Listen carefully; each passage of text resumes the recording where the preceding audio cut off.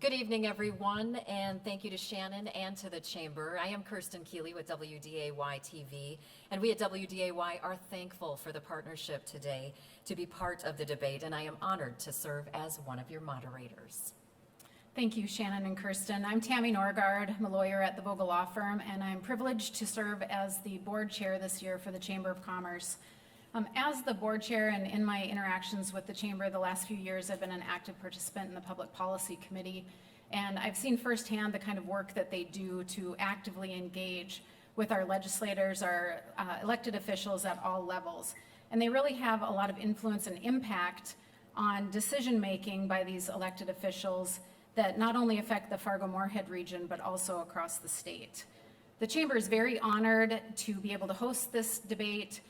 We're happy that the candidates felt comfortable agreeing to debate on a Chamber stage. At this point, we'd like to invite the candidates to come forward so that we can give them an overview of the event and go through some rules. So at this time, please help me welcome Congressman Kelly Armstrong and Lieutenant Governor Tammy Miller.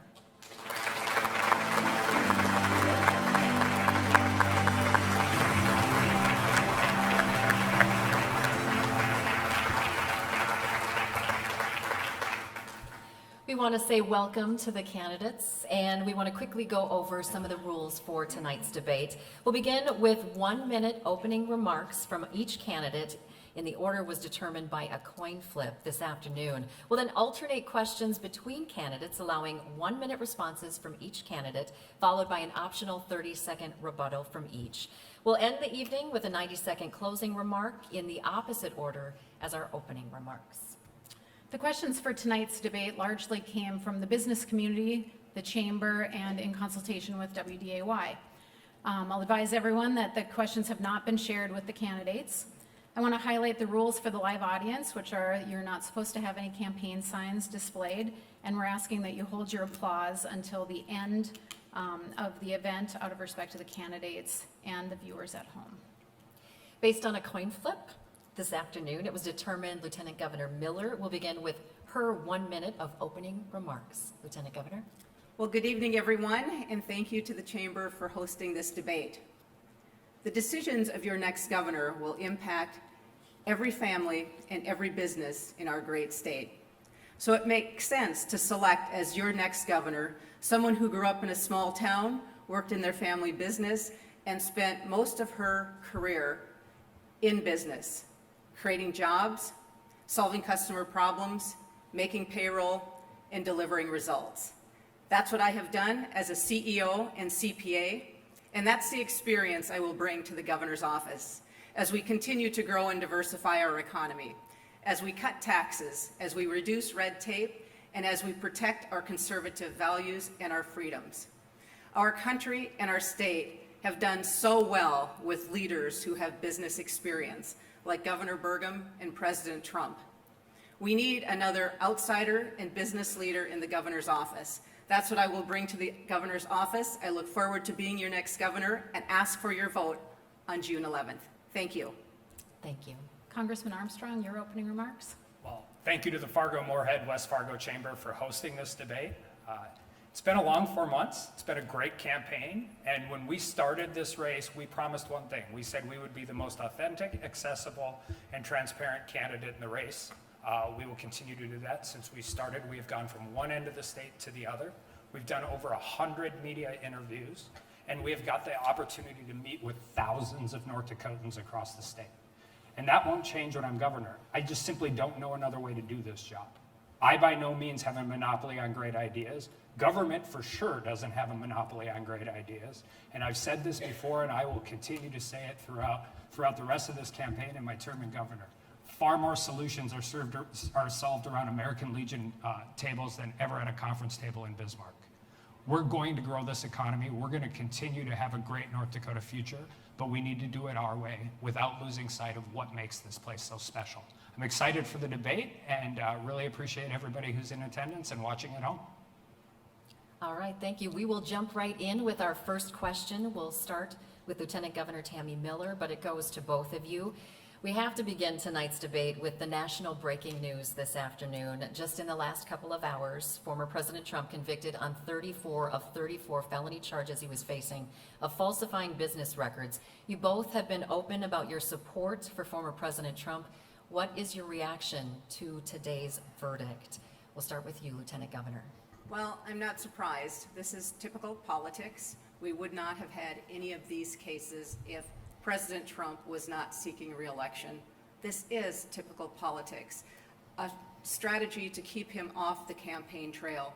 We know how effective President Trump has been as our president, and we need to continue to support him and elect him as our next governor. We know he has supported our state so well when it comes to energy and agriculture, and that impacts our national security as well. We need President Trump in the office of the presidency. We look at what's happening now, and these cases have been a pure distraction. It keeps us from looking at what should be done, what should be happening in Washington, D.C. with the Biden administration. They're not doing anything right now to curb inflation or to secure our borders. This is purely a distraction, and this does not in any way impact my support for President Trump. Thank you. Thank you. Congressman Armstrong. Yeah, this is the weird dynamic of still having your day job. In preparing for the debate tonight, I was also taking calls.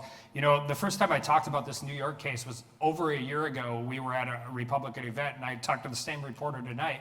I used to do this for a living, and I don't know what the hell he got convicted of. I don't know.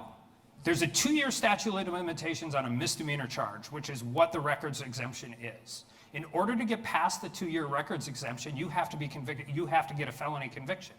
I looked at the jury verdict and I looked at the jury instructions before I came over here. They don't ever say what the felony is. The Trump team tried to deal with that beforehand, wanted that appealed actually before this goes to jury trial. I think this just goes into the narrative. There's no secret that when red crashed today.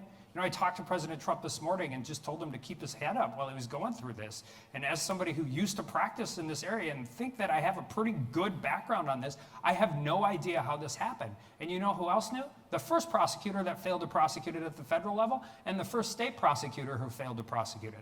Alvin Bragg ran on prosecuting Trump and today got his wish. All right, thank you, Congressman. Any rebuttal? It seems like you're in agreement to a certain extent.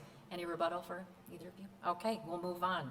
Jumping ahead to our next question, again posed to both candidates. Considering the unique challenges and opportunities facing North Dakota, what will be your top priority in your first year as governor, and what specific steps will you take to address it? We'll begin this question with Congressman Armstrong.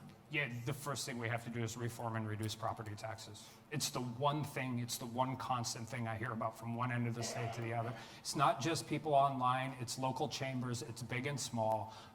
The legislature has been good at buy downs. I was part of those things. We've been good at transparency. What we haven't been good at is lowering property tax, the overall value. I use the story of a guy who I consider one of my best friends, one of my family's best friends in Dickinson. He had a 40% valuation increase on his house. He's not interested in a nuanced conversation about property tax policy. He's angry. And that is a sentiment that exists across the entire state. The state of North Dakota has gotten into the property tax game. We've bought down about 1/3 of local cost share on property tax. That part's good. What we haven't done is figured out how to keep the overall rate down.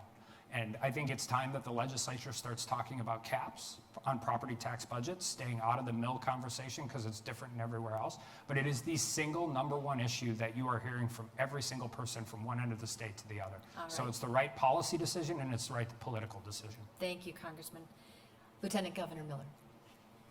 One of my top priorities would be to continue to grow and diversify our economy. Our state is in great shape, but we need to keep this momentum going.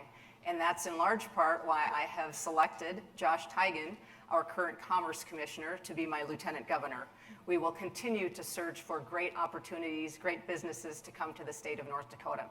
And to do that, we need to eliminate our individual income tax. We know as businesses and workers are looking at coming to our great state, one of the first items they check include individual income tax. So reducing and completely eliminating the individual income tax will be a top priority. We know that as we are recruiting workers for these great jobs that we have in our state to help us grow and diversify our economy, We are competing with South Dakota, with Texas, Wyoming, Alaska, other states, especially for oil field workers. Those states have a zero income tax. As we go around the state, we hear from folks when they start to think about it that income tax is a key issue that is stifling growth in our economy. So reducing, completely eliminating the individual income tax will help us attract workforce and grow our economy. Thank you, Lieutenant Governor. Any rebuttal to that? You know, I used to be on that same page, but I'll tell you, this is one of the reasons why campaigning is so important. You know how many times income tax has come up when I've been talking to anybody? Zero. I've never heard it. And so if we can figure out a way to lower any tax, I'm all in. I just think as a state and as government, it's city commission, county commission, school board, legislature, if we're not recognizing what is really frustrating North Dakota citizens right now, which is the property tax, we're making a big mistake. Thank you. Any rebuttal to that?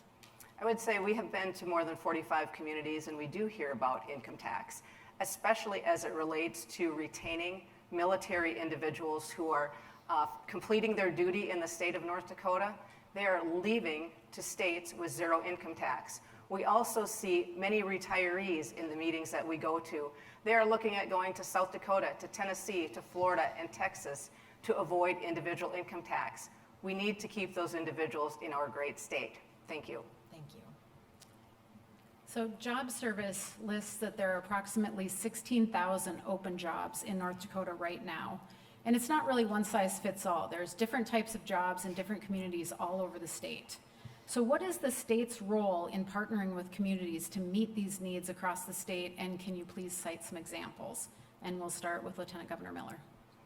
Well, we know that we have the listed job openings with Job Service, but our office believes that we have probably 30 to 40,000 jobs available in our state. Because when Sanford lists an opening for a nurse, they would probably hire 100 if they could fill the position. So there is a role for state government in helping to attract and retain workforce.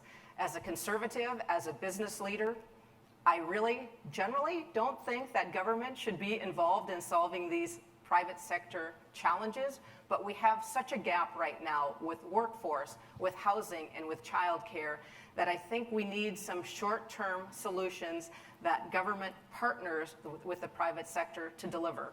We know that housing and childcare are workforce infrastructure issues.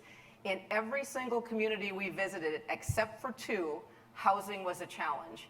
You may have heard that the governor has put together a housing task force to get feedback from citizens across the state to help us solve this problem, to bring good minds together and bring forth some recommendations on housing to the next legislative session. Thank you. Congressman Armstrong? Doesn't matter if you're Fargo or Fessenden. You need power, you need water, you need nurses, you need teachers, you need law enforcement. If you don't have those things, and housing. And if you don't have those things, you can't grow your community. We've been dealing with a lot of these things. Some of this is like in Western North Dakota, and the oil patch has been baked in. There's actually a lot of policies that I haven't supported at the national level that I think make more sense at the local level. Figure out what your high triage professions are. Figure out a way to incentivize people to come in and do those things, whether it's student loan buy-downs, whether it's those types of things. Because if you don't have a reasonable class size, if you don't have access to health care, you can do all the growth you want in your community, but you're not going to want people to stay in those communities. And we have to figure out how to do that. And then I would actually give a lot of credit to this administration in how they have negotiated through with higher ed and trying to develop a 21st century workforce in North Dakota for North Dakota students, because we have the opportunity now. Everybody who graduates from high school in North Dakota now can come back here and make a life and make a career. And I think it's really important that we figure out how to provide those services. Lieutenant Governor Miller, any rebuttal? A couple of very specifics to kind of double tap on. Number one, we have a lot of international students who are in our education system right now. We need to make it easier for those individuals to make North Dakota their home long term. We also, as I mentioned, I've talked about military. We need to find ways to keep the military folks who are finishing their work in the state of North Dakota in North Dakota. They're highly skilled. They have great leadership skills. Another thing we did at border states is we looked at pockets of the country where they had high unemployment, and we went to those areas to recruit. We did that in Denver when we started a new warehouse, and pretty soon Almost all of our employees in that warehouse were from Michigan. One had a great experience. They told their friends and family. We need to do more of that in the state of North Dakota to expand our workforce because we can't grow them fast enough in the state. All right, thank you. Any rebuttal, Congressman Armstrong? Okay, thank you. Okay, we'll stay with the workforce issue now. With workforce challenges of our state, many business leaders are looking to attract leaders and untapped talent pools that include diverse populations. We've seen the discussion over diversity, equity, and inclusion ramp up nationwide. At least 10 states, including North Dakota, have passed some type of anti-DEI legislation. How do you balance that debate with the need to enact policies to attract and retain a workforce to fill all different types of jobs in our state? We'll start with you, Congressman Armstrong. So I've dealt with this equity conversation for a very long time, and I actually think it's very dangerous. We all want equality. We want equality. We want to give everybody a fair shake at the beginning. But what I've learned through my time in 6 years in DC is equity means everybody makes it at the end in the same way, regardless of skill set, regardless of talent. I think the way you attract workforce, and we know this is no secret, we watch this in the Uphatch, you got to get them here. Because we have actually a really good ability to keep people here when we get them there. They find out our communities are incredibly welcoming. And that small town life and that ability to have, see your kid's baseball game, go to your kids' play, and all of those different things. So the key is to attract that workforce. And I think the single best answer you can give for some of those high need positions, like Fargo's a good example. We have to figure out how our police retirement in North Dakota matches Minnesota. Because we don't want to price somebody out of leaving the Fargo Police Department when they don't want to leave, because it's the one thing and the one benefit. Nobody becomes a cop to get rich, but when you really have that long-term benefit, and then depending on different professions, we just got to recruit them better and give them a reason to be here. All right, thank you, Congressman. Same question to you, Lieutenant Governor Miller. Well, as a female who has spent my entire career in non-traditional roles for women, I do not support any program that would give preference to an individual based on their gender, religion, or other characteristics. I think what we need to be doing more of, and I did a ton of this at border states recruiting executives, and we've brought this best practice to state government as we recruit executives to cabinet leader roles. We just cast a broad net. We are more creative about where we're recruiting. We don't just post and pray for the best person to show up. We actively recruit from all areas of the country, and we use all of the tools that are online that headhunters and other recruiters use. We can do all of that and get the best candidate, and at the end of the day, we always have to cast a broad net, do a lot of recruiting, and then hire the very best candidate for the job. Thank you. Thank you. Any rebuttal to that? We also have a really good opportunity. You see this in Western Montana, you see it in Austin, Texas, and you see this, and if you're talking about DEI and those things, there's a lot of people fleeing liberal states right now.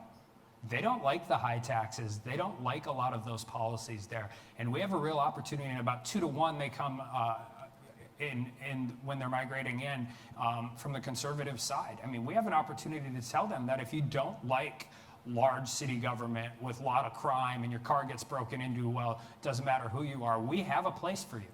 We have a place where you can do those things and coach your baseball team. And I think we should do more of that as well. All right, thank you. Any rebuttal? We do have a great state. We are in great financial shape, and we have unlimited opportunities. We need to sell that to folks who are thinking about our state, along with our conservative values. A lot of people look at what we're doing here in North Dakota, and this really is the heart of America. We need to share those stories, and it will help with our recruiting. I think sometimes we're a little bit too humble, and we don't share and explore all of the great things that we have going on here in North Dakota. We need to get that message out. It will help with our recruiting. Thank you. So one factor contributing to workforce shortages is the lack of affordable childcare. It's a pretty easy decision to stay at home with your kids if you find that most of your paycheck is going towards childcare. So what's the state's role in improving the access and affordability of childcare today? And how do you balance that with the desire for limited government, yet at the same time you're trying to recruit young families to the state? We're starting with Lieutenant Governor Miller. Well, that is a key workforce infrastructure challenge. As I said, we've been to more than 45 communities doing town halls and community tours. We hear in every community that childcare is a challenge and it is an obstacle for our workforce. So again, as a conservative, as a business leader, I don't think state government should be solving those problems. We should let the free market work.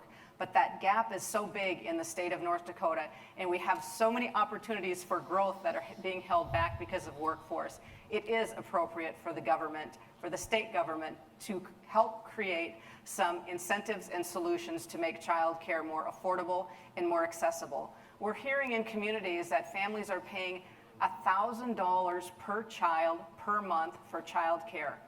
It's not affordable. Last session, we did have some programs that were approved by the legislature. We are very grateful for that. $66 million of funding, but it wasn't enough, and it wasn't as effective as we thought it would be. We need to make some tweaks to those programs. Congressman Armstrong? You know, Watford City is one of the most conservative towns and one of the most conservative states in the nation. You know what they have? Socialized daycare. They saw the need in the middle of the oil patch and they did it. And they took a lot of heat from the private sector for it. Most communities don't have the luxury Watford City has of being able to do that. But I've toured the daycare center in Leeds. Not all regulation is federal. If you're getting a $16 to $21 an hour job and you got to wait 6 weeks for a background check, there's plenty of $16 to $21 an hour jobs that exist where you don't have to wait 16 weeks for a background check. We need to work with local municipalities on different things. One of the weird things that happens, recognized this when I was on the volunteer fire department in Dickinson, the smaller your community, the more likely you are to adopt the uniform fire code because you don't have somebody full-time to go through the entire code.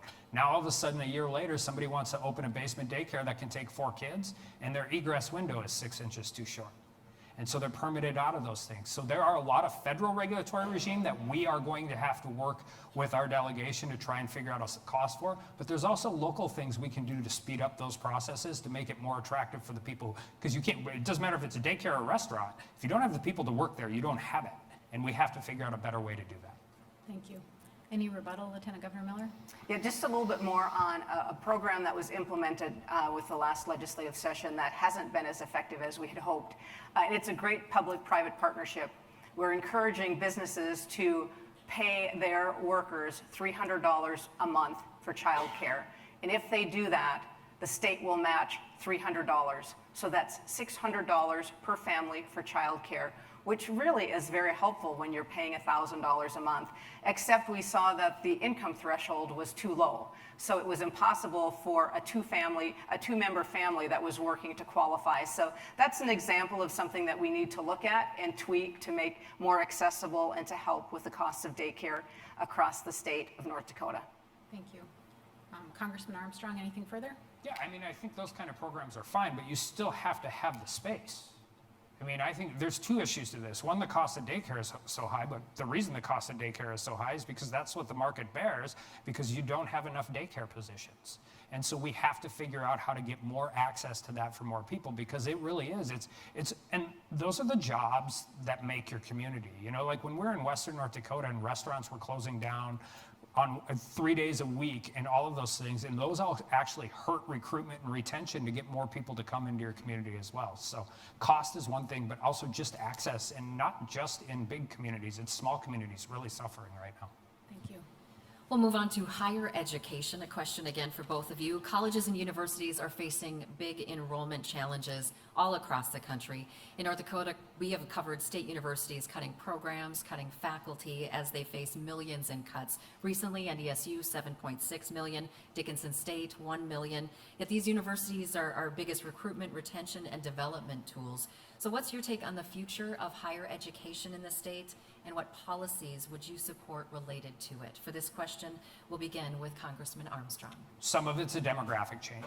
Less people are graduating from high school, less people are going to college. All of those different issues exist. But I do think one of the things, I mean, you have online enrollment, how we do the metrics for funding of higher ed and those kind of things really exist. I think having particular, one of the places where I think we can really excel is, and these go into our higher need fields, if we learned one thing during COVID, it was that brick and mortar universities still have a place. Nobody thinks that online learning is something you want to do for 4 years of your life. That wasn't always the conversation prior to COVID, right? The conversation used to be maybe brick and mortar universities are a 20th century relic. I don't think anybody believes that anymore. But now, particularly in continuing education and those types of areas, there's a significantly more dynamic way where a nurse in Hettinger can do her theoretical learning online and not have to be gone for 2 more years to get another degree, and can do her practicals in a shorter period of time, which helps us with more of those higher needs. But we're going to have to continue to adapt higher education to train and educate people on the jobs we need in North Dakota in the 21st century. All right, thank you. Same question to you, Lieutenant Governor Miller. We do have an excellent higher ed system in the state of North Dakota, but it needs to evolve and continue to evolve. Not every child needs a 4-year education, nor can they afford the student loan debt that goes along with it. So I think we have to have a bigger focus on in-demand jobs, preparing students for those in-demand jobs, and preparing more students when they're leaving high school to get ready for different options. And we like to say those kids coming out of high school should be choice ready. Choice ready for more education, choice ready to go to work. A lot of kids want to go right to work when they get out of high school, but feel pressure to go to college. And we also need to encourage young people to join the military. We take a lot of our freedom for granted, and just as all of our businesses are looking for workers, so is the military. I work very closely with General Dorman every day, our Adjutant General, and they would take 200 to 300 additional Guards members today. So I think we need to make sure kids are choice ready, give them more options, and get them ready for in-demand careers. Thank you. Any rebuttal to that? Yeah, I mean, you can't talk about higher education without the cost. I love UND. I got 2 degrees from the University of North Dakota. I don't think the education they're getting now is 4.5 times more than the education I got. And we have to figure that out. We do better in North Dakota than a lot of other places.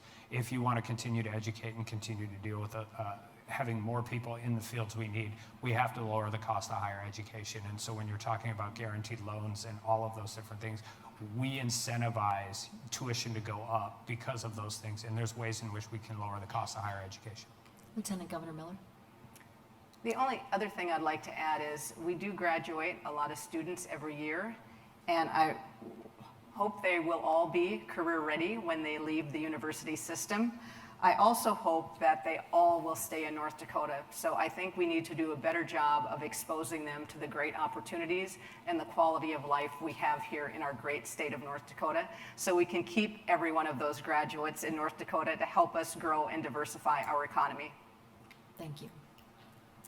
So the Legacy Fund has recently surpassed $10.5 billion, and it's growing every biennium. What is your vision for how the Legacy Fund should be used during your term as governor to benefit the people of North Dakota? And specifically, what projects would you support funding? We'll start with Lieutenant Governor Miller. The Legacy Fund did surpass $10.5 billion this month, and it actually grows by $70 to $80 million every month. That's the kind of revenue we're taking off of the oil production tax, and it's only 30% of the tax revenue from oil. So that tells you how heavily we depend on oil for funding our state. The Legacy Fund was set up as our savings account for when oil, that very finite resource, is gone, or when the liberals in Washington decide to stop oil production across the country. So we need to protect the Legacy Fund. I don't support in any way spending the savings account, the principal in the Legacy Fund, but we need to invest the earnings, and we do have a good method to do that. Last legislative session, we had $485 million of earnings to spend this biennium and invest in state projects. We also have $1.3 billion of the Legacy Fund that is allocated to in-state investments for infrastructure and for equity investments. So I do think the Legacy Fund is making some good investments in our state, and the earnings are also making some in good investments as well. Thank you. Congressman Armstrong? Yeah, the problem you fundamentally agree with is it is to replace. This entire state is addicted to energy money, and we're leaving about 80% of the oil in the ground right now in a shale play, and hopefully through technology we'll figure out how to do and get more of that out. But that fund absolutely has to replace that revenue stream, because no matter what we get out of it, sooner or later it's a finite resource. But there's another side to this, and that is that the citizens in North Dakota know and understand how much money the state has, because it's not just the legacy fund, it's this Common Schools Trust Fund, it's the State Bank of North Dakota. And so when you look at those things, you have to figure out a way to invest that money in a real, tangible way that North Dakota citizens deem appropriate and deem good for the citizens in North Dakota. Otherwise, they're going to come get it. We have an initiated measure process. We have a way to do that. So you have to protect that fund. But I think the key to this is to make sure you're investing in new technology, new income, or new technology, new businesses, new infrastructure that you can do. Because the last thing in the world you want to do is invest in a business with legacy fund money, and the guy across the street is in the same business and not getting state money, and you will create a whole different set of problems as that occurs. For your rebuttal, Lieutenant Governor Miller, I'd like you to focus a little bit more on what specific types of projects you would fund. I know you talked about investing the earnings, but what projects would you fund with legacy fund money? So we have 1.3 billion of the legacy fund assigned for in-state investments and for infrastructure. So infrastructure projects are long-lasting investments in the state of North Dakota. And the $600 million that's available for equity investments are being used for startup businesses, and we have invested $89 million in some of those startup businesses as well. Looking at the earnings, I think we need to invest the earnings in really important projects. We did that with childcare. We can take money from the earnings for childcare, and I'd also like to see some of that money go back to the citizens by eliminating our individual income tax. All right, Congressman Armstrong? I think where you invest it is less important than how it is done. You need to make sure it is open and it's transparent, and everybody that understands the process understands that they're getting a fair shake when they move through all of these things and when they have the ability to do it. And I think that it fundamentally is where we start to get into real problems when people have lost faith in government. And government is at its worst when it's paternal. And so making sure that those dollars are available, if you are going to put a tranche of money together that allows for North Dakota businesses to apply for that tranche of money, everybody who's in that pool has to know that it's a fair process, that it's an open process, and that everybody's competing equally. Thank you. A natural transition to our next question. As a state heavily dependent on natural resources and commodities, what should the state's role be in diversifying our economy, and what industries specifically do you think we should target to expand? We'll begin this question with Congressman Armstrong. So I always find this interesting. We have as diverse of economy as we've ever had in the history of North Dakota. The problem is nothing scales up like ag and energy. If we really wanted a truly diverse economy in North Dakota, like the balanced portfolio, the only one way to do that would be to push down on ag and energy. And I don't think anybody in North Dakota thinks that's a good idea. But I got the opportunity today, and I think Lieutenant Governor Miller was there as well, to talk at the UAS with some UAS people. We have a tremendous tech hubs all across the state. Aviation tech is huge. You can go from Kildare Mountain Manufacturing in Dickinson to Rayathon in Jamestown to Arapahoe to all the way up to the unmanned aircraft park between Northrop Grumman and those guys. And so those types of ecosystems that already exist make it easier to attract more businesses into that ecosystem. I think the key to all of this, again, is going to come down to, this is the difference between every 8 years you have a different set of challenges. And our challenge is going to be, how do we build the housing? How do we create these systems? How do we create the environment where people have small class sizes, where their streets are safe, and where they have the ability to move into North Dakota in an affordable way? All right, thank you. Same question, Lieutenant Governor. I think we play to our strengths. We know that oil and agriculture are two major industries right now. So how can we continue to diversify those two industries in the state of North Dakota? And we've made real progress with agriculture and value add ag. When we look at the soy and corn crushing plants, we are growing those commodities here. We used to ship them all out of the state. Now we're extracting the oil, we're refining that oil. We're taking the mill, meal out of the corn and soy. We can feed that to livestock. We can grow our livestock industry. And then we can process livestock, and we can also use the manure as fertilizer and offset some of the expensive costs of fertilizer. So great opportunities for full circle value-added ag. And I think we also need to explore other industries. We're seeing great progress with data centers because we have good weather. We have lots of utilities. We have access to power at pretty affordable rates. And then we have also a great autonomous industry with Grand Farm and Grand Sky that we need to continue to capitalize on. All right, thank you, Lieutenant Governor. Any rebuttal to that, Congressman? Yeah, I mean, I just think you can look at two of our great corporate citizens in ADM and Marathon, and you're growing Red River Valley soybeans, you're crushing them in Spirit Wood, and you're turning them into renewable diesel in Dickinson. That's a far cry from when I first started in the legislature in ag versus oil and east versus west. These are two companies that have figured out exactly how to do what 21st century ag and energy looks like, and we need to be able to figure out how to help them continue down those paths. Lieutenant Governor? I do want to say just a little bit more about the amazing opportunities we have with uncrewed aircraft, also known as unmanned aircraft systems. We have Grand Sky and the test site in Grand Forks, and I have the privilege of chairing the test site authority board. We have Grand Farm, who is working on creating a completely autonomous farm right outside of Castleton. I was on the original steering committee for the Grand Farm, so very familiar with UAS opportunities. We are a leader in UAS right now in the country and maybe in the world. We need to continue to invest in those areas. The state has invested over $130 million in UAS, and we need now to commercialize that to get some return on our investment in the great state of North Dakota. Thank you. Next question.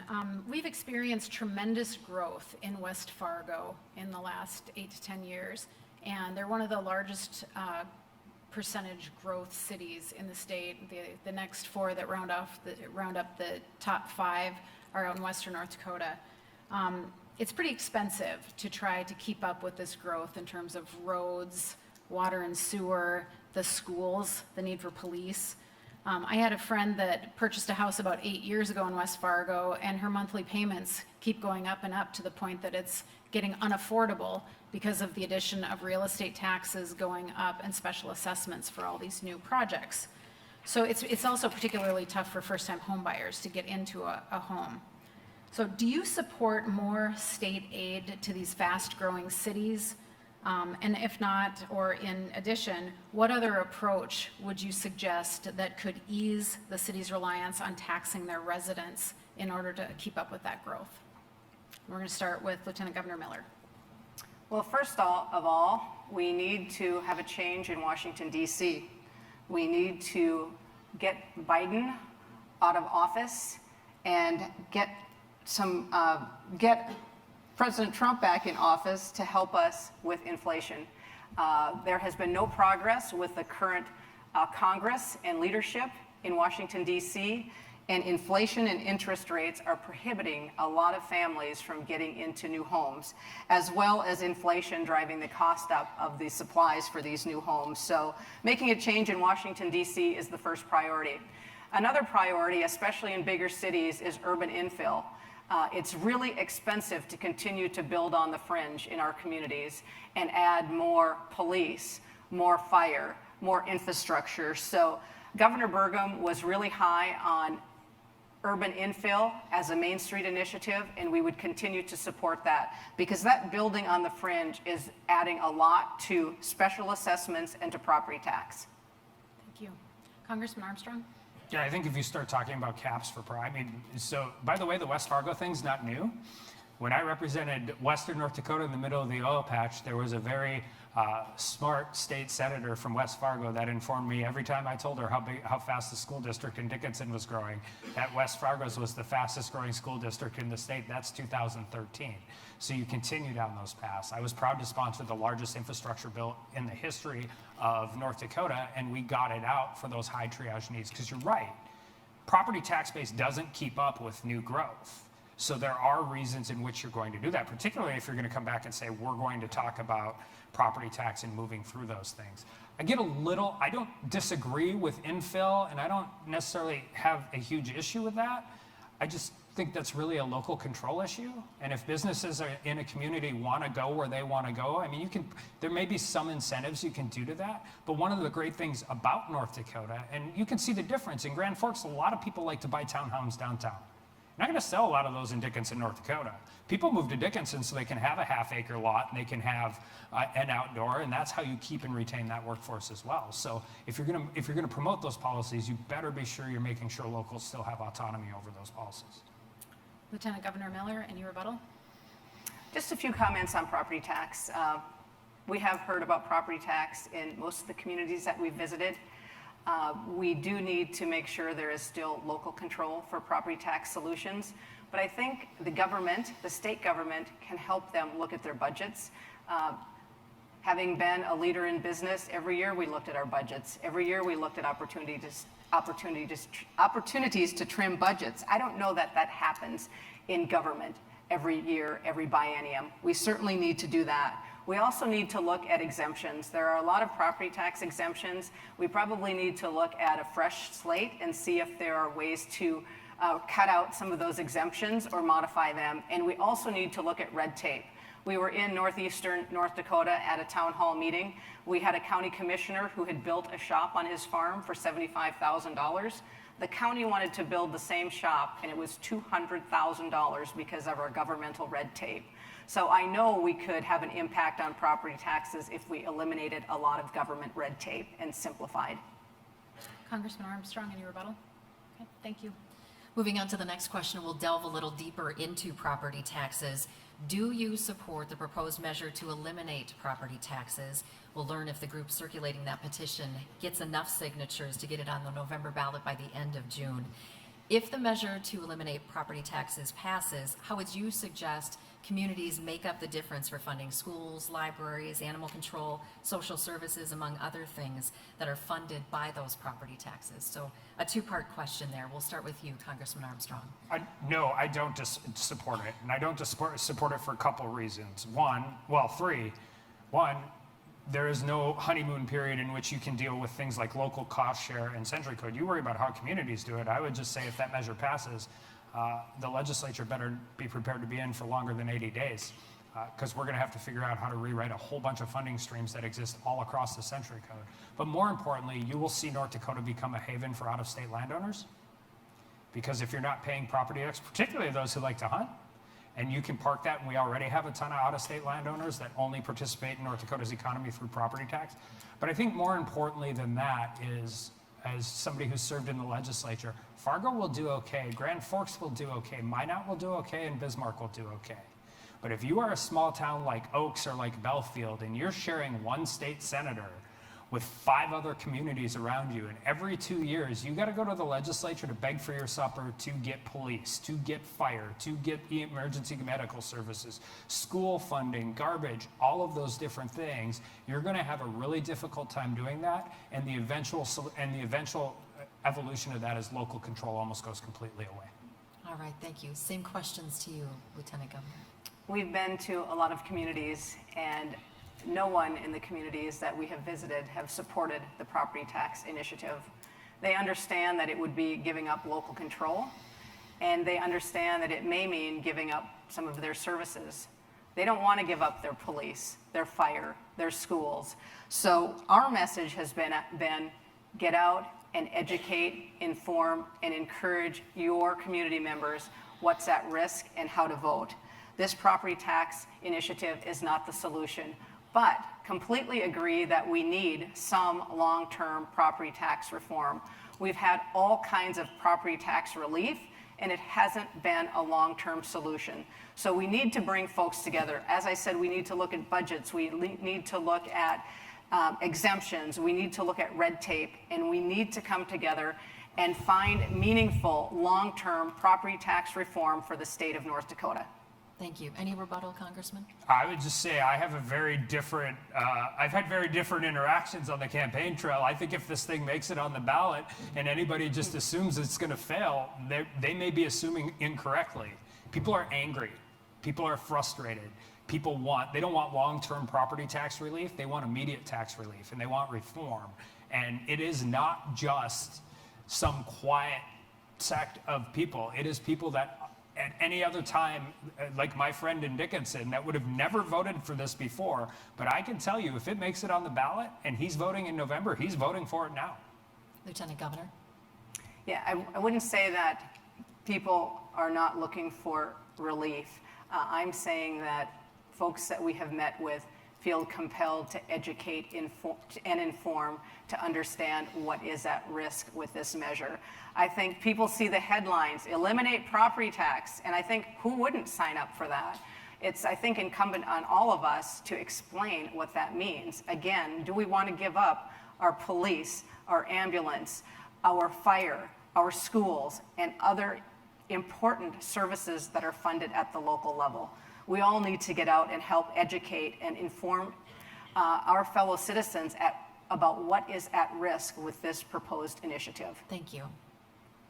So the impacts of term limits on legislators is undoubtedly going to be felt during your term as governor.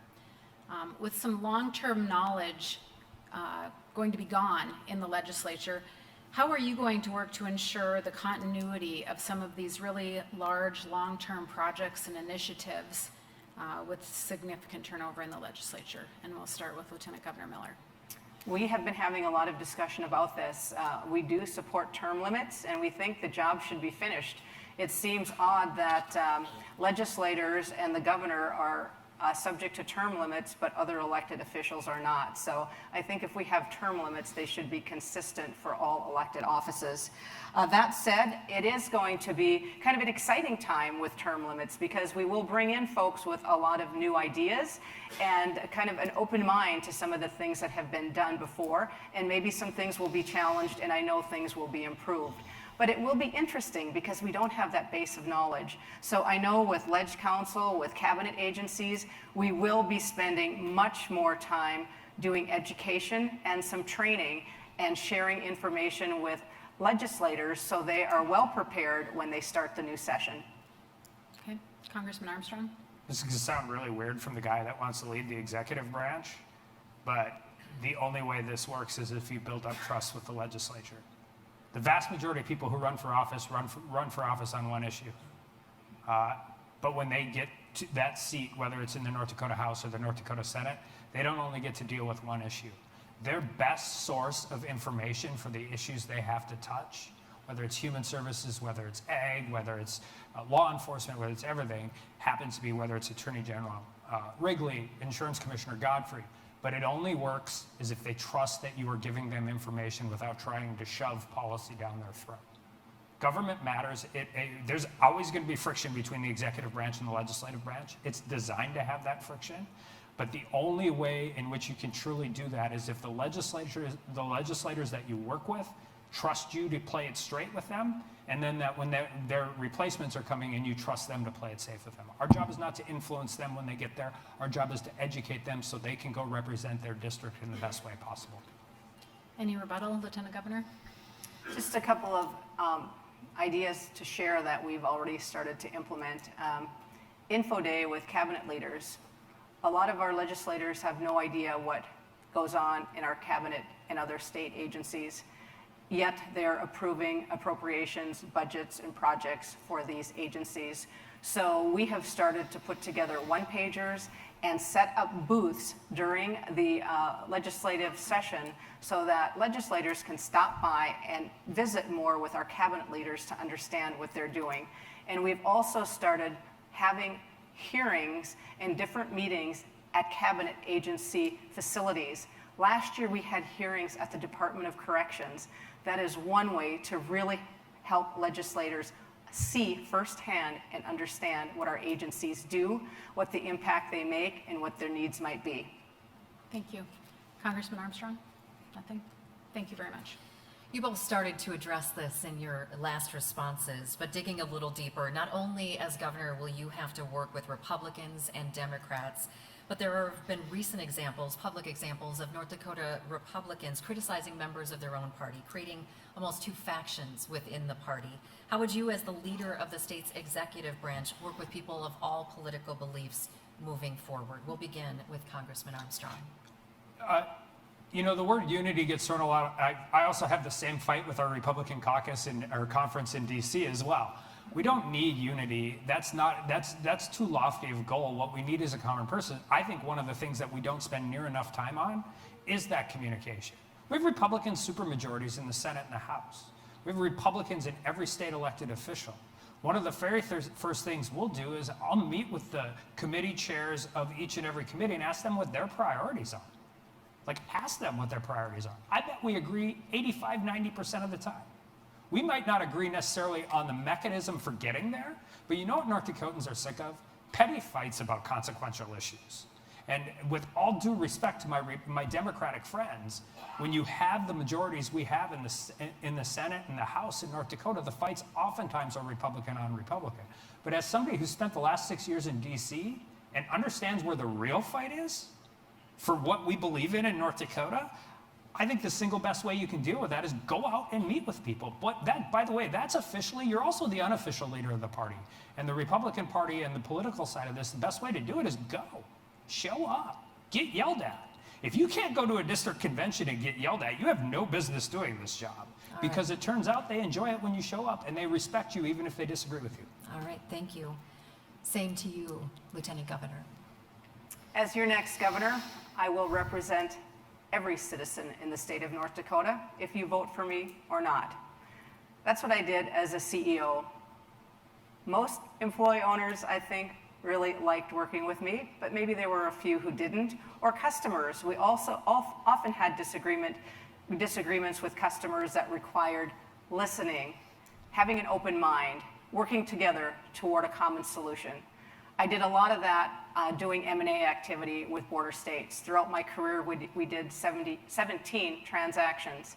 You don't do that without developing relationships, listening, and finding win-win solutions. I would bring that experience to state government and find win-win solutions. And it takes more listening and less talking to develop those relationships and to ensure good collaboration and the best results for all involved. So that's how I would approach it with the legislature as your next governor. Thank you. Any rebuttal to that, Congressman? Yeah, I would just say I would recognize one fundamental truth, and I know this because I used to do it. You know where, and I served under two governors I tremendously respected, but I also chaired the Senate Judiciary Committee.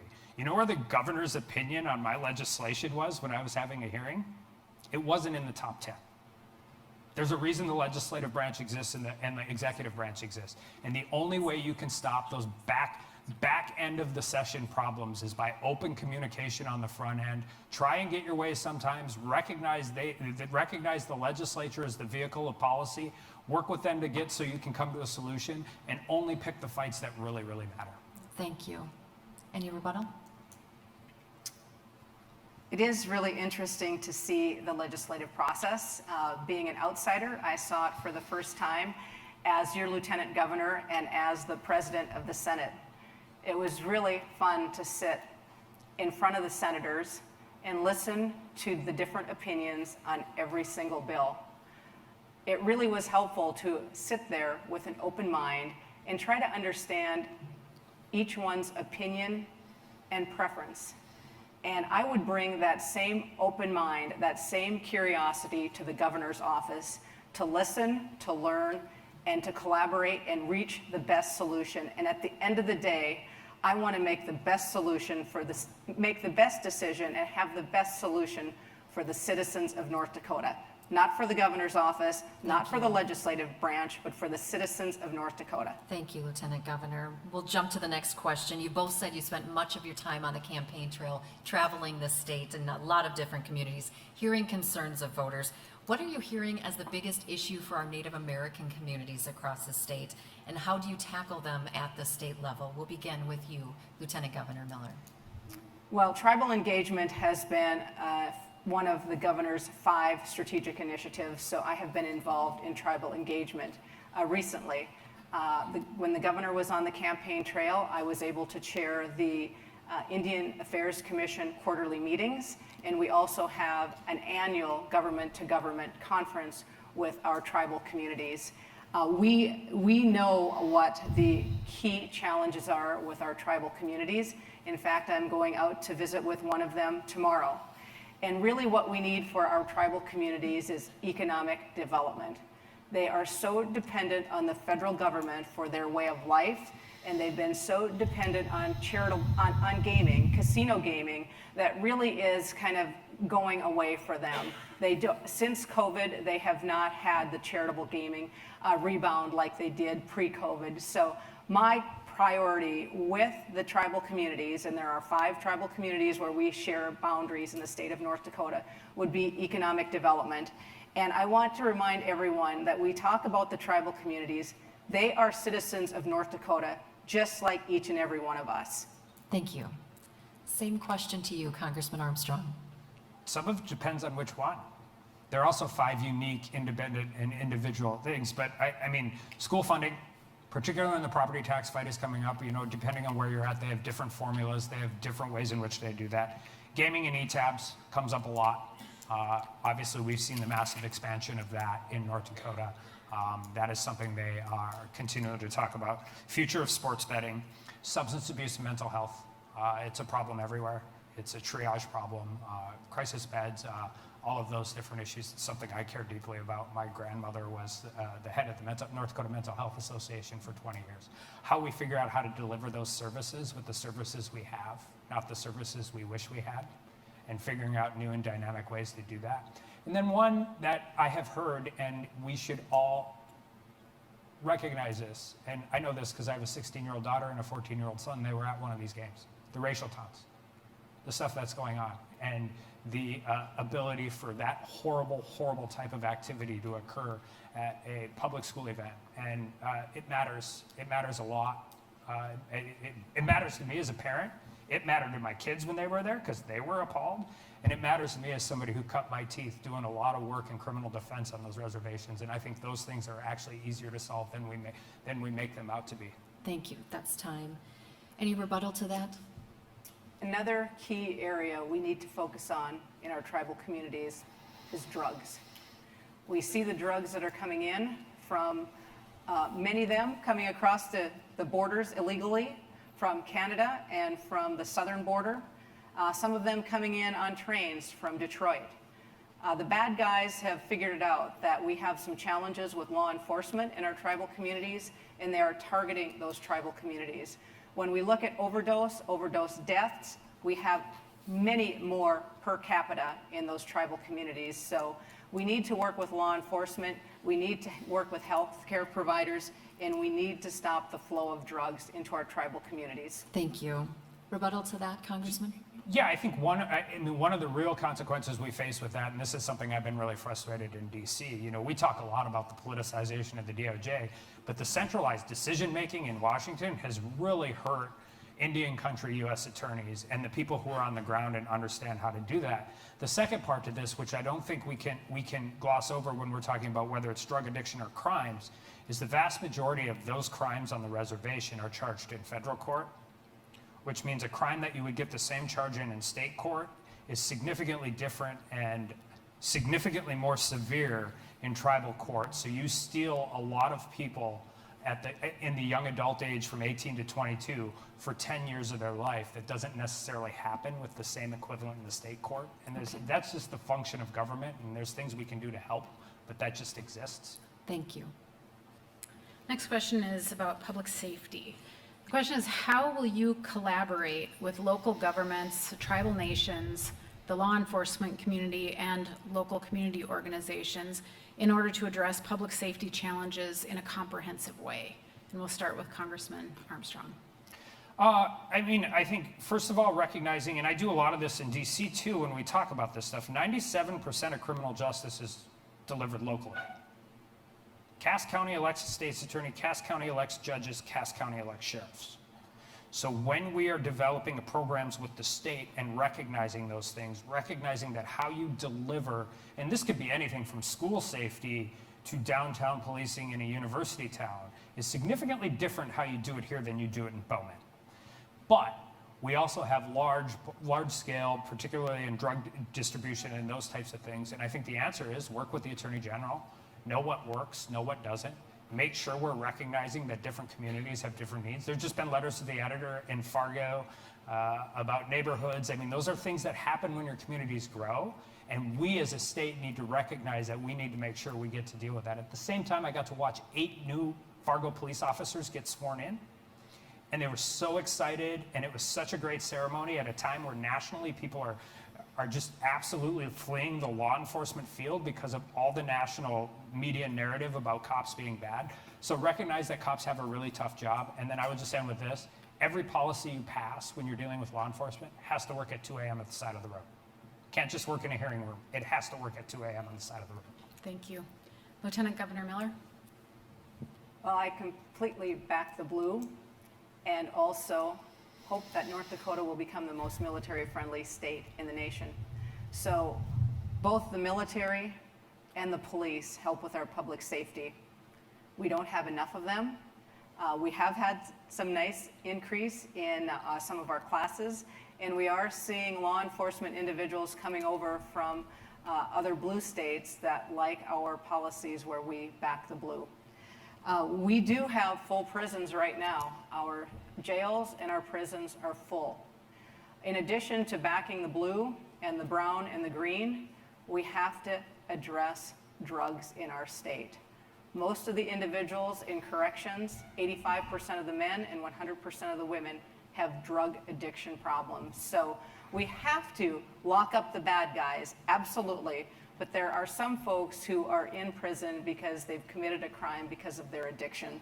So I hope we can also support rehabilitation for drug offenders and help them become healthy, safe, productive neighbors in the state of North Dakota.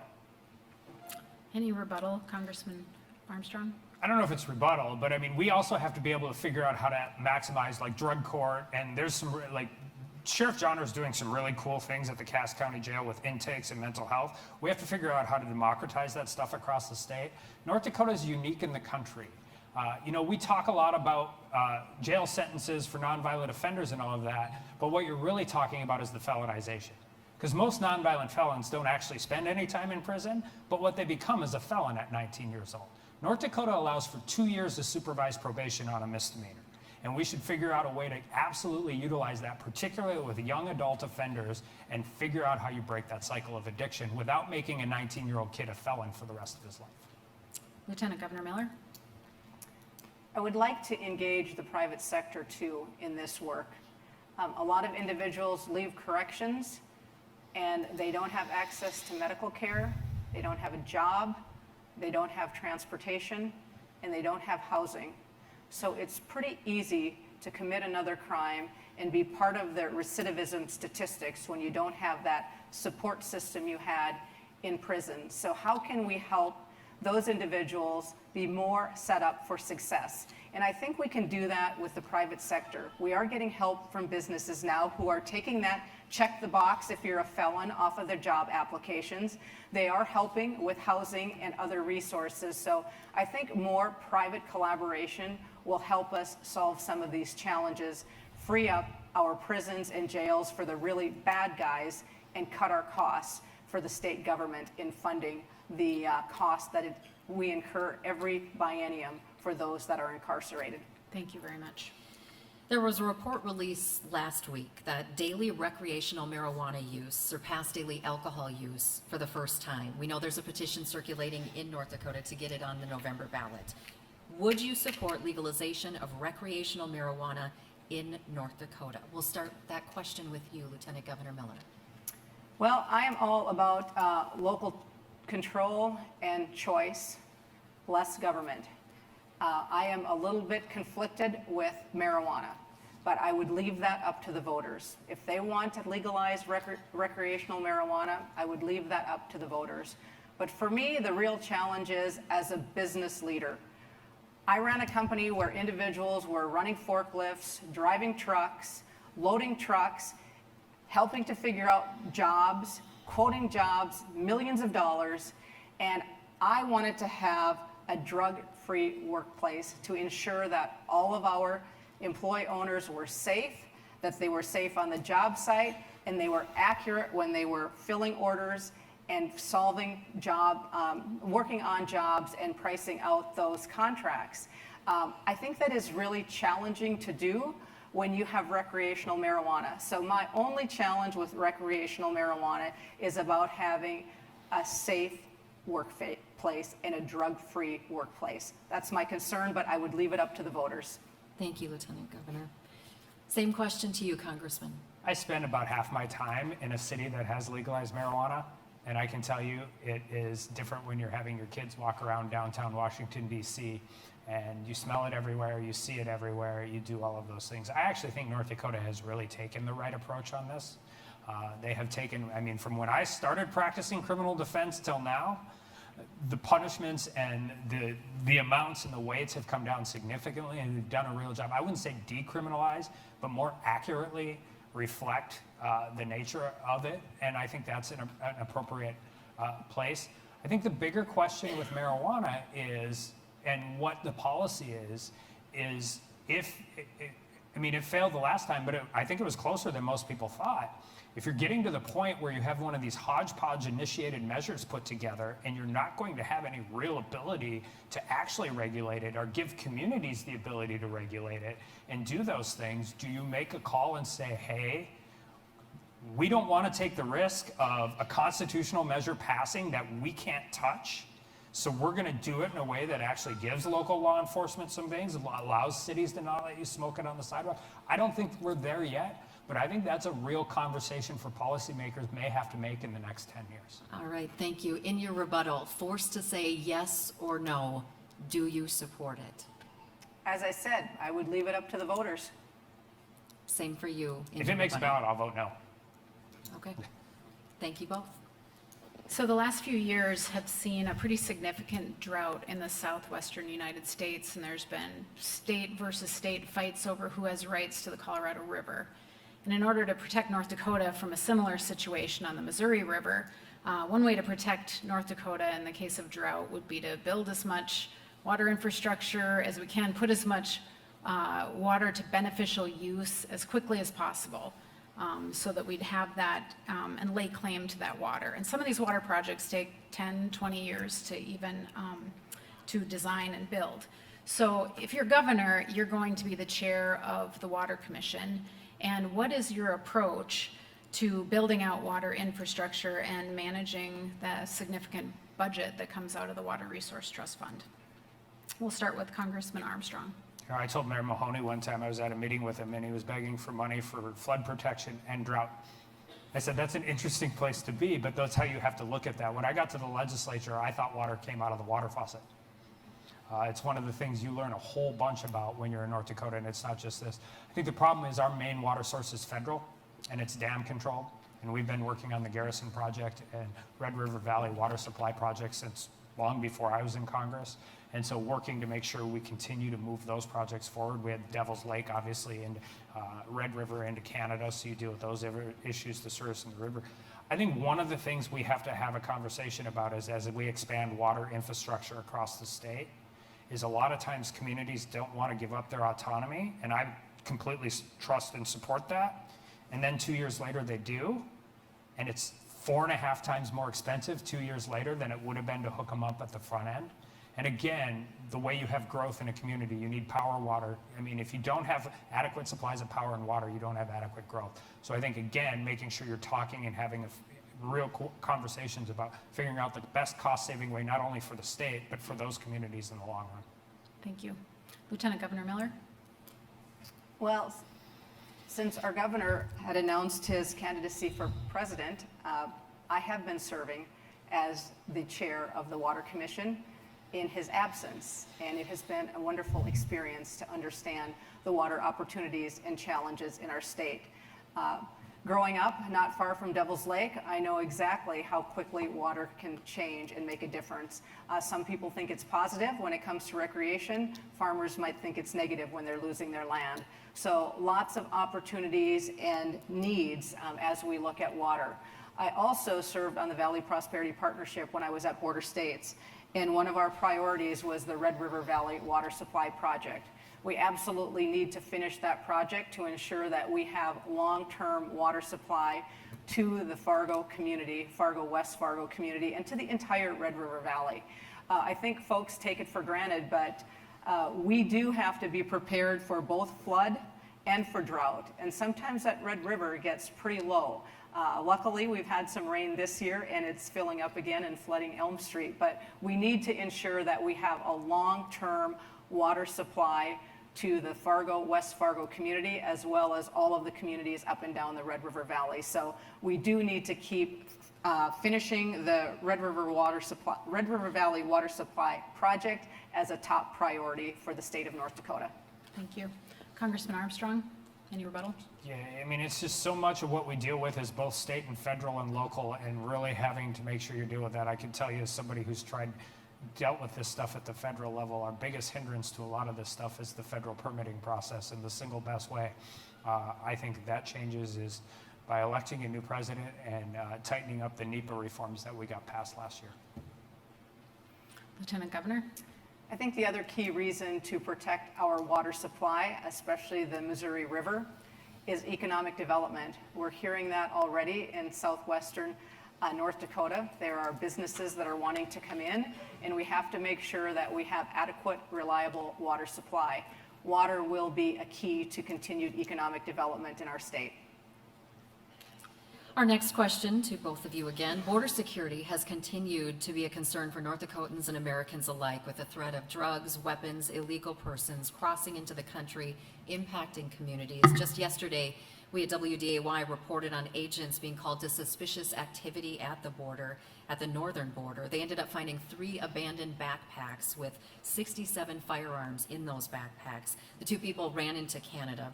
On the flip side, our businesses are desperate for workers. Some argue streamlined legal immigration could help fill those gaps. How do you plan to work with the federal government on the security of the border along with immigration reform? We'll start with you, Lieutenant Governor Miller. Well, our current president and our current Congress have not been successful in closing our borders. We are seeing illegals stream across our borders, and it is compromising our quality of life. We were in northeastern North Dakota for a town hall, and there was a farmer at the town hall meeting that said he found illegals living in one of his grain bins. And the local sheriff said, don't go out on your property by yourself. We were in Lakota for a town hall meeting. There were representatives from the sheriff's office at the meeting. They said recently one of their deputies picked up 3 illegals. They called in to Border Patrol. Border Patrol said either give them a speeding ticket or let them go. We have got to enforce our laws as they relate to illegal immigrants and close our borders. We need to get Donald Trump back into the White House and complete building that wall. Additionally, if we don't have a change in Washington, D.C., and as your next governor, we will take illegal immigrants into our own hands and take action locally. I pledge to you that I will work with the legislature to get legislation passed that when we apprehend illegals, we will, as a state, have the authority to deport them. Thank you. Congressman Armstrong? Probably do what I did yesterday and get the House and the U.S. Congress to bring a group of immigration subcommittee members up to Grand Forks to actually talk to North Dakota citizens about what they're seeing and hearing. You can't be farther away from the southern border than Grand Forks, I guess, unless you're in Pembina. But we had Cass County Sheriff testify, we had Renville County Sheriff testify, we had somebody from the Walhalla Chamber EDC testify, and we had our Attorney General testify. And I think one of the things you can do, I think one of the things people forget about large-scale federal drug distribution cases is that they think they're all FBI, DOJ, DEA. That's true, but they're usually local task forces that bust them. Like, it's usually your Cass County Sheriffs, your East Grand Forks Police Department. And so working closely with the U.S. Attorney's Office to bust the distributors and make it very well known that this is probably not a great place for the cartel to deal fentanyl, because they're getting basically a $80 premium on a pill. when they get it up here. So dealing with that. The second part of it is just continue to push forward on the issues that exist and make sure that we're calling enough attention to this. I think immigration is an 80-20 issue nationally. And I think if we continue to call as much attention to it as possible, we're going to, the laws never change. There's been no change in the law since Donald Trump was not president and Joe Biden was president. What there is a change is 38 executive orders that change drastically how border security was handled at the southern border. Thank you, that is time. A rebuttal to that? Well, first, we need to deal with the illegals, as I've already talked about. The second point you mentioned is the workforce and legal immigration. We are working with the Department of Commerce to accelerate some opportunities for legal immigration with additional resources. One of the first would be to keep all of the international students that are already here going to our universities. The second is just to find ways to eliminate some of the red tape in the current laws, because there are a lot of really good, talented individuals and professionals from other countries who want to come here legally to take our good jobs. So Thank would you. like to accelerate the legal immigration process. A rebuttal for you? Well, I think one of the things we have to do is one of the weird spaces in legal immigration is it's becoming harder to do. Like, bureaucratically harder to do. It's the number one call we get in our office. You know, if you're getting a custom combiner coming in and they can't come for 3 weeks, we don't want them. But what you end up having is the person who's dealing with immigration on the family farm is also doing the books and cooking breakfast and taking kids to school. When you have large-scale egg operations, they have people solely dedicated to dealing with the legal immigration process. So there is a place where the state can help with those types of things, and we've been doing it for 6 years in Congress, and I think there's ways where we can help private business deal with the bureaucracy in the federal government. Thank you.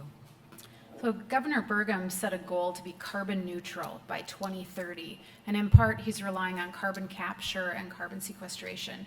There are some decisions that are expected later this year on whether North Dakota is going to be host to one of the largest carbon sequestration facilities in the world.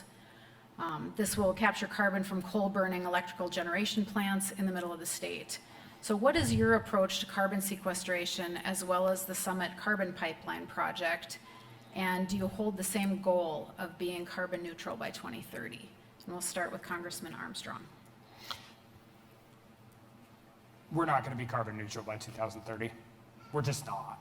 And if you are, it's only because we've created an artificial government construct that trades like a free market commodity.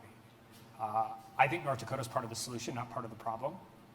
We grow the cleanest bushel of wheat, the cleanest MCF of gas, and the cleanest barrel of oil in the world. And we do that right now. And we should celebrate those things. At the same time, consumers are demanding less carbon. I mean, if they want a carbon score on their soybeans, we'll figure out how to give it to them. But we're going to do it in a way that doesn't allow large business to take care of these advantages and small family farms and operations not to do it. The political science regarding carbon sequestration is just settled. I can tell you that with the production tax credit and the repower provision, renewable projects can sell electrons onto the grid cheaper than it costs to produce. Without 45Q and direct pay, you are going to have a real issue about whether Beulah, Hazen, Turtle Lake, Riverdale, Washburn exist in a meaningful way in 10 years. These are some of the greatest small communities, not just in North Dakota, but in the country. That being said, I hate eminent domain. I'm a private landowner. I think eminent domain absolutely is the tool of last resort in the very smallest percentage possible. Thank you. Lieutenant Governor Miller? I think carbon sequestration is a great solution that we have in the state of North Dakota. And I think we should keep our goal to be carbon neutral by 2030. And it requires an all-of-the-above energy strategy. We need to continue to protect our fossil fuel as well as coal. It's part of the all-of-the-above energy solution. And we will solve some of that with carbon sequestration. We've done a lot of great research. We work with a lot of great private industries who are creating good solutions to help us decarbonize a lot of the work that we do. And that's what other folks are looking at across the country and across the world. So we need to figure this out to be competitive. And I think we are doing it the right way with innovation versus regulation. And as it relates to pipelines, I think pipelines are the safest, most cost-effective, efficient ways to transport oil and gas across our state. And the proposed pipeline that we're working on right now, I think needs to be approved quickly, and it will accelerate a lot of the economic development that we're working on in the state of North Dakota. Thank you. Congressman Armstrong? I think we need to pay attention to the pore space litigation as well. You know, North Dakota has been really, really blessed. We discovered oil late, so we got to pick what we liked from Oklahoma law, what we liked from Texas law, what we liked from Louisiana law, and created a scenario where we made it really attractive for companies to invest their capital, take that risk, and come out here and crack that shale rock. We're a little different in the Bakken because we're the most mature oil play. And so you're going to start having pore space issues and litigation issues that aren't just going to deal with disposed water. They will deal with pooling agreements on carbon sequestration, and they won't just affect those things in North Dakota, they'll affect them nationwide. And so we have to pay attention and be vigilant in how we're dealing with those things as a state as well. All right, thank you. Lieutenant Governor? I think with especially carbon sequestration, we do have some good projects going on right now across the state. I think we need to promote those and share that information with others to help them understand how important this is for our state overall. When you don't have a lot of information, sometimes these things are a little bit scary, and I think the more we can help to share and communicate, the better folks will gain knowledge and understand what we're trying to do, and understand that this is really, as our governor says, the geological jackpot that we have in North Dakota, and we need to continue to use it and take advantage of it. Thank you. I'm sure you have been questioned both about the negative campaign ads throughout this season. What is one positive thing you can say about your opponent? We'll start with you, Lieutenant Governor Miller. Well, I know Kelly has been around the state a lot, has been in the state and state legislature, and has been a congressman. I believe, and I think I know that he is a good father. I hear him talk about his family and the activities that he does with his family. And I don't know Congressman Armstrong that well personally, but I believe that he is a good father. Congressman Armstrong, same question to you. Yeah, I think politics and political campaigns end up dealing, particularly when you're on the same side and have a lot of things, you deal a lot with personalities. Tammy's been an incredibly successful business person who's ran a company in Fargo, North Dakota, and done a lot. I think ESOPs are great. I think all of those things are great. And I think she cares a lot about North Dakota. And she wouldn't be running for governor if she didn't. And that's what this is all about. I'm an old trial lawyer and baseball coach. You fight and you fight and you fight and you deal with the things the way you deal with them. But at the end of the day, I think she has North Dakota's best interests at heart, and nobody's entitled to any one of these jobs, and I'm glad I'm running against her. Safe to assume there's no rebuttals on those comments. Thank you. So I've got the last question, and that is, what is something that you were hoping you would have the opportunity to talk about tonight that we haven't asked you yet? And we'll start with Congressman Armstrong. I always like to talk about mental health and criminal justice reform. I think we shy away from those issues in a real meaningful way, and I don't think we talk about them enough. And I've been incredibly proud to be a part of that change in North Dakota as it has continued down this path. And what I've really noticed, I was arguing about this stuff when I first got to the legislature as a tree-hugging hippie criminal defense attorney in 2013. And all of a sudden, 2 years later, small town sheriffs are there saying we can't have our county jail be the only mental health facility. We have to talk about mental health. Now, fast forward that through COVID and what our students went through, what our educators went through, what our communities went through, what our small businesses went through. We have done a great job, and I give a lot of credit to the First Lady and the governor and their entire team on free-through recovery, reducing the stigma. Now we have to figure out how to operationalize that stuff and convince people that, that we can help our workforce shortage, we can break that cycle of addiction, we can break that cycle of criminal activity. And I've always said this, smart criminal justice reform is not being soft on crime, it's being smart on crime, and I think North Dakota's actually led the way on it, and I always love the opportunity to talk about that. Thank you. Lieutenant Governor Miller? I wish we would have had a little bit of time to spend on our background. I really am proud of my background growing up outside of Brockett, very small town, working in a family business, and all of that shaped my conservative values. I learned a lot about working hard, doing whatever job needed to be done to take care of customers, always doing what's right, and giving back to the community. Those were really important values that I learned from my parents growing up outside of Brockett, a town now of 34 people. So that's something I wished I would have had a little more time to talk about and share. All right, thank you both. We want to move now to our closing remarks. Because of the coin flip, we will start now with you, Congressman Armstrong. You know, over the last 20 years, I've had the opportunity to be a criminal defense attorney. I had the opportunity to serve in the state senate and for 6 years in Congress, and have taken criticism not just in this campaign, but throughout the course of things for being a trial lawyer and a criminal and career politician. I wear both those things proudly, and I'll tell you why. Because for the last 6 years, I felt like I've been North Dakota's defense attorney in D.C. I talk to seniors in high school when they come out there all the time, and the first thing I tell them is never ever apologize where you're from. We don't need anything in North Dakota that DC produces. Quite frankly, most of what DC produces is problems. We also don't need anything that New York produces, but they need us. They care about the cost of a loaf of bread, they care about North Dakota. They care about a cheeseburger, they care about North Dakota. They care about filling up their car and not taking out a second mortgage, they care about North Dakota. And if they care about flipping the light switch and the lights coming on and the heat comes on when it's 20 degrees below zero, they care about North Dakota. And those are the things that make this place special. Those are the things that make our small towns and our larger communities special. And we have a tremendous opportunity to continue to grow this state, grow our economy, have our seniors in high school come back, stay here or come back, right? And we have the ability to do all of those things, but it's really, really important that we don't lose sight about what makes this place special and that we make those decisions for the future together as the citizens of North Dakota, because our future is really, really important and we want to do it our way. Thank you, Congressman. All right, Lieutenant Governor Miller, your closing remarks. The voters of North Dakota have a clear choice in this election: a business leader and an outsider like President Trump and Governor Burgum, or a politician. Experience has driven success in the state of North Dakota, not Washington, D.C. experience.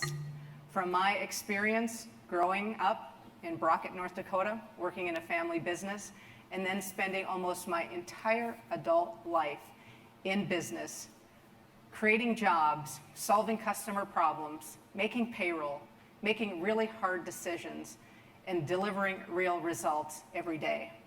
That's the experience I will bring to the governor's office as we grow the economy, as we eliminate the individual income tax, as we reduce red tape, and as we protect the quality of life and these conservative values we have in the state of North Dakota.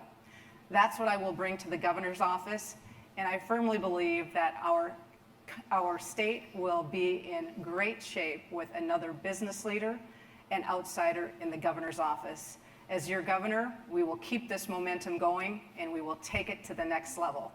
I look forward to being your next governor, and I would really appreciate your vote on June 11th. Thank you. And thank you, Congressman Armstrong and Lieutenant Governor Miller, for participating in tonight's debate. Really appreciate you sharing your goals and your plans and your perspectives, not only with the Fargo-Moorhead area, but across the state. I'd also like to thank our viewers for watching and our attendees for showing up tonight and being involved and engaged in this process. Also, thank you to Livewire, who is making tonight possible with their event production, and they've been a great partner to the chamber and to the business community. We know that many elections are won, as you do, by just a handful of votes. So we want to encourage all of our viewers tonight, in person and at home, to exercise their right to decide our future leaders by voting early or on June 11th. Also, we encourage you to check out the Chamber's election resource, votefmwf.org, or you can look at the recording there from this evening, as well as additional candidate information. We also encourage all of you to share your experience from this evening on your social media pages. We want to say have a great evening to everyone. Now our live audience can applaud our candidates, and thank you all.